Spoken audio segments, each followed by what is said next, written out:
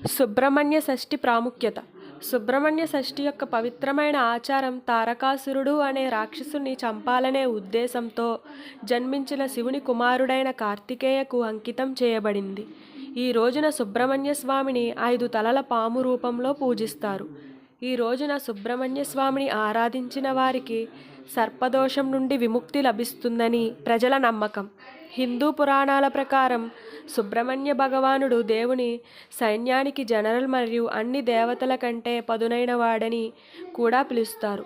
సుబ్రహ్మణ్యుని దర్శనం పొంది సుబ్రహ్మణ్య షష్ఠి రోజున దానం మరియు స్నానం వంటి కర్మలను ఆచరించిన వ్యక్తి తన బ్రహ్మహత్యతో సమానమైన అన్ని పాపాల నుండి విముక్తి పొందుతాడు. సుబ్రహ్మణ్య షష్ఠి సమయంలో ఆచారాలు. సుబ్రహ్మణ్య షష్ఠి రోజున భక్తులు సూర్యోదయానికి లేచి గంగా, నర్మదా మరియు యమున వంటి పవిత్ర నదులలో పవిత్ర స్నానం చేస్తారు. భక్తులు ఈరోజు మురుగన్ కథలను చదవడం ద్వారా మరియు వారి స్వామిని స్తుతిస్తూ భజనలు మరియు కీర్తనలు పాడుతూ ఆయనకు అంకితం చేస్తారు. సుబ్రహ్మణ్య షష్ఠి నాడు భక్తులు కార్తికేయ స్వామిని భక్తి శ్రద్ధలతో పూజిస్తారు. వారు ఇతర పూజా నైవేద్యాలతో పాటు స్వామివారి పాము పుట్టపై పాలను సమర్పిస్తారు.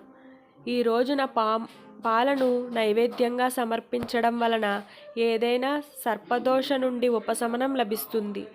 ఉసిరి పప్పుతో ప్రత్యేక నైవేద్యాన్ని తయారు చేసి స్వామికి నైవేద్యంగా పెడతారు. కొంతమంది భక్తులు సుబ్రహ్మణ్య షష్ఠి రోజు కూడా ఉపవాసం ఉంటారు. ఈ ఉపవాసం పాటించేవారు పగటిపూట ఒక పూట మాత్రమే భోజనం చేయాలి. సుబ్రహ్మణ్య షష్ఠి వ్రతం సమయంలో ఉల్లిపాయలు, వెల్లుల్లి మరియు మాంసాహారం ఉన్న ఆహారాన్ని పూర్తిగా నివారించాలి. ఈ రోజున సుబ్రహ్మణ్య స్వామి దేవాలయంలో ప్రత్యేక పూజలు జరుగుతాయి. కార్తికేయ స్వామికి అంకితం చేయబడిన 2 పురాతన మరియు ప్రాముఖ్యమైన పుణ్యక్షేత్రాలు తమిళనాడులోని పళని మరియు కర్ణాటకలోని కుక్కే సుబ్రహ్మణ్య దేవాలయం ఉన్నాయి. ఈ మహత్తరమైన కార్యక్రమాలను చూసేందుకు వేలాది మంది భక్తులు ఆ ఆలయాలకు తరలి వస్తారు. సుబ్రహ్మణ్య షష్ఠి రోజున దానధర్మాలు చేయడం చాలా పుణ్యప్రదంగా పరిగణింపబడుతుంది.